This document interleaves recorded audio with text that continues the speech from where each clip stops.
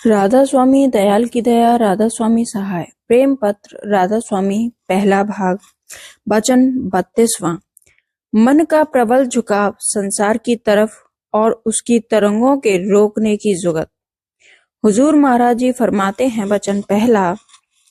मन का स्वाभाविक झुकाव इंद्रियों के द्वारे संसार और उसके भोग विलास की तरफ है, और जिस कदर माया के पदार्थ और सामान तरह तरह के हैं और हमेशा नए नए किस्म के मौजूद होते जाते हैं, वह भी सब इंद्रियों को और उनके साथ मन की धार को अपनी तरफ खींचते हैं। इस सबब से मन और इंद्रियां हमेशा चंचल रहती हैं। वचन दूसरा, जबकि आदमी पैदा होता है उस वक्त से बराबर माया के पदार्थ और अपने प्यारे और रिश्तेदार लोग नजर में आते हैं, और संसारी बातें सुनने और समझने का दिन दिन अभ्यास बढ़ता जाता है, और इंद्रियों के भोगों का रस मिलता जाता है, और उन्हीं की चाह जैसे कि उम्र और समझ बढ़ती जाती है। आदमी के मन में पैदा होती जाती है और उसके पूरा करने के वास्ते जतन सीखता है और करता है, और संसार के ख्यालात दिल में भरते जाते हैं और नए नए पैदा होते जाते हैं। वचन तीसरा, इस तौर से सब आदमी संसार ही के कारोबार में अटके रहते हैं और उसके सामान की प्राप्ति के लिए अनेक तरह के जतन और मेहनत करते हैं, और जब वह सारा सामान हासिल होता है तब वह अपनी मेहनत की कामयाबी पर खुश होकर अपने तय बड़ा आदमी और भाग्यवान समझते हैं, और हिर्स और तृष्णा बढ़ाकर आइंदा को ज्यादा जतन और मेहनत करने को तैयार होते हैं। वचन चौथा, खुलासा यह है कि दुनिया ही के कामों में अपना कुल वक्त खर्च करते हैं और मन और इंद्रियों के भोगों की चाह और उसको पूरा करने के फिक्र में उम्र भर खो देते हैं, और उसके कुटुंब और परिवार में आसक्त होकर उनके राजी और खुश करने के वास्ते हमेशा मेहनत करते रहते हैं। वचन पांचवा, इस तरह सब जीवों के ख्याल स्वाभाविक संसारी हो जाते हैं और उनका मन हमेशा दुनिया के कारोबार के या धन और नामवरी प्राप्त करने के वास्ते तरंगे उठाया करते हैं,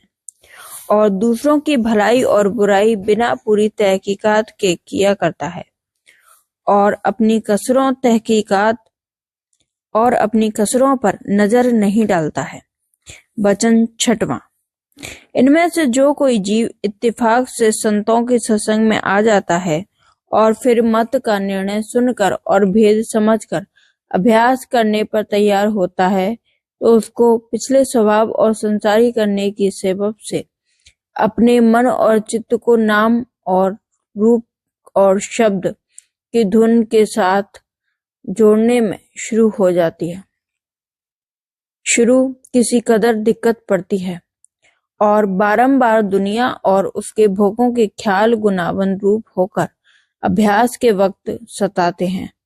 और भजन और ध्यान का रस जैसा चाहिए नहीं लेने देते। वचन सातवां, इसके सिवाय जिन लोगों ने की थोड़ी बहुत विद्या पढ़ी है और अनेक तरह के ख्यालात पिछले वक्त के विद्या वालों के उनके मन और बुद्धि में भरे हुए हैं, उनको तरह तरह की गुनावन विद्या और बुद्धि की वक्त सत्संग और अभ्यास के उठती रहती है, और संतों के वचन का पूरा पूरा निश्चय नहीं कर आने देता है। वचन आठवां, इन सब विघ्नों के दूर करने के वास्ते राधा स्वामी दयाल ने दया करके यह जुगत बताई कि जहां तक मुमकिन होवे कुछ वक्त अपना भजन ध्यान और सुमिरन और सत्संग और संतों की वाणी के पाठ में खर्च करे, और जहां तक बन सके अपने मन को दुनिया के फिजूल ख्यालों से बचाकर घट में दुनिया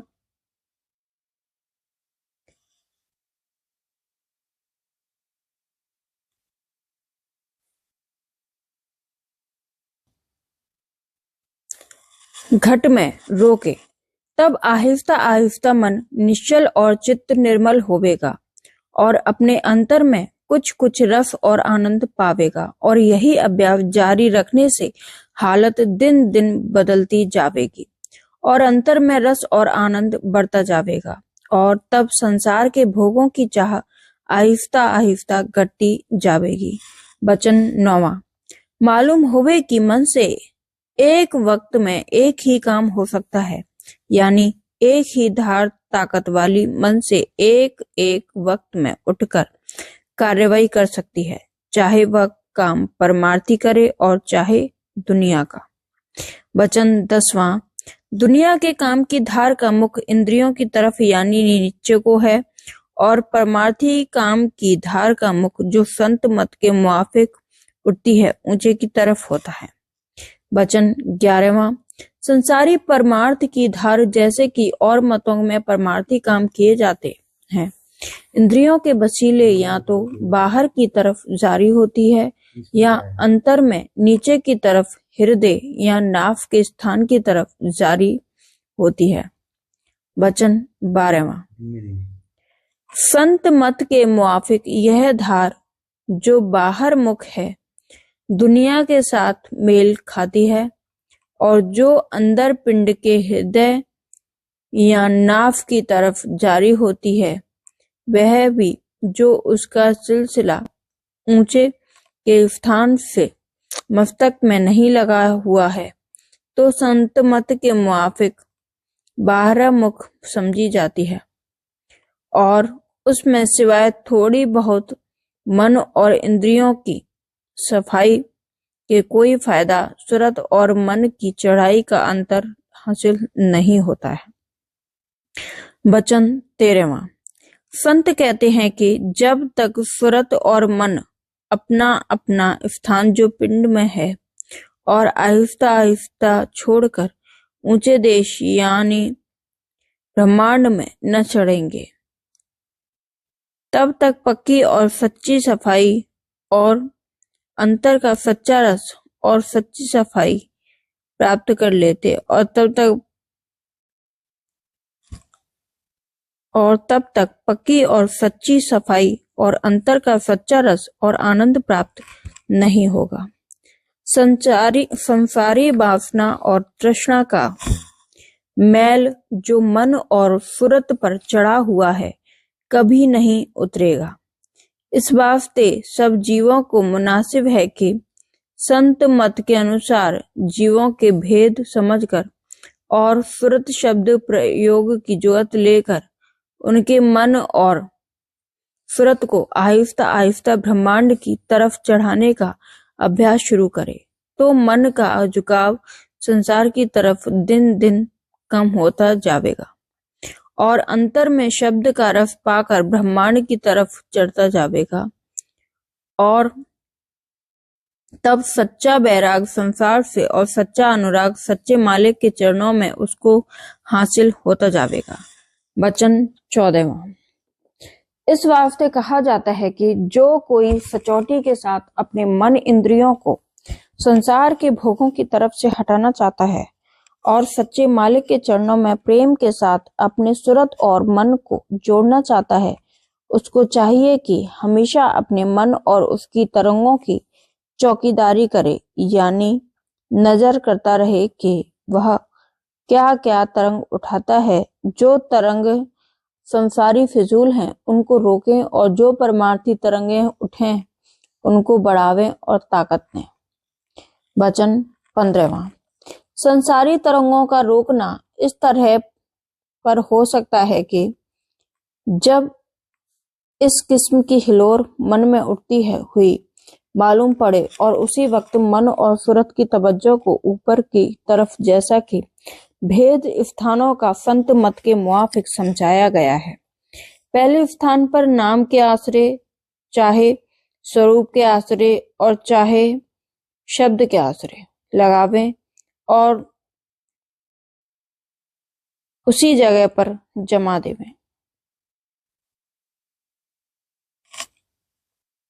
फौरन उस धार का मुख जो इंद्रियों की तरफ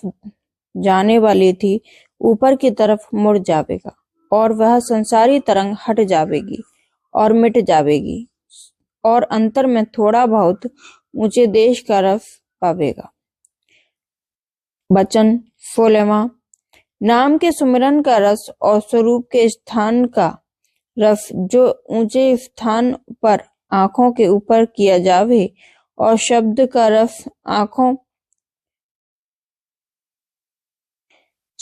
रस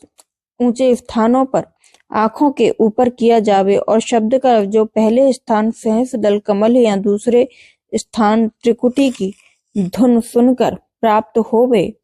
इस कदर ताकत रखता है कि मन की धार को अपनी तरफ थोड़ा बहुत खींचकर दूसरी तरफ से हटा लेगा और जो ज्यादा रस मिलेगा वह धार उसी तरफ को रवां होकर उस स्थान पर ठहर जावेगी और थोड़ी देर खूब रस देवेगी और जो तवज्जो किसी कदर कम हो रही तो रस कम आवेगा। फिर भी दूसरी तरफ यानी इंद्रियों और नीचे की तरफ उस धार की चाल बंद हो जावेगी या कम हो जावेगी कि उस तरफ कुछ कार्यवाही नहीं कर सकेगी। वचन 17वां। जब कभी ऐसा इत्तेफाक होवे कि अभ्यासी का जोर वास्ते मोड़ने धार के मुख के काम न देवे यानी ऊंचे की तरफ को नाम या स्वरूप या शब्द के आश्रय न चढ़े और बाहर की तरफ को रवां होवे, तो तभी इस खेंचातानी में उस धार की ताकत नीचे की तरफ कुछ न कुछ कम हो जावेगी और जो बिल्कुल मोड़ी न गई तो भी उसकी कार्यवाही नीचे की तरफ यानी इंद्रियों द्वारा किसी कदर ज़ईफ और कमजोर या कम हो जावेगी। वचन 18वां। और जो किसी वक्त अभ्यासी का बस न चले और धार जोर के साथ इंद्रियों की तरफ रजू और करे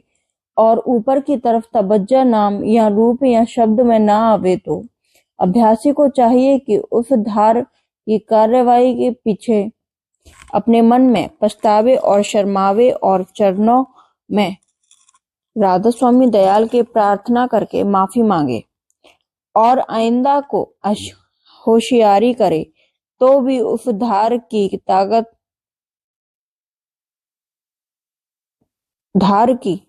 कार्यवाही का असर कम हो जाएगा यानी उस कार्यवाही का फल बहुत हल्का हो जाएगा और जो आइंदा को होशियारी जारी रही तो माफी भी हो जाएगी। वचन 19वां। इसी तरह से परमार्थी का काम आहिस्ता आहिस्ता बनता जाएगा यानी भूल चूक उसकी बराबरी माफ नहीं कर सकता, इस शर्त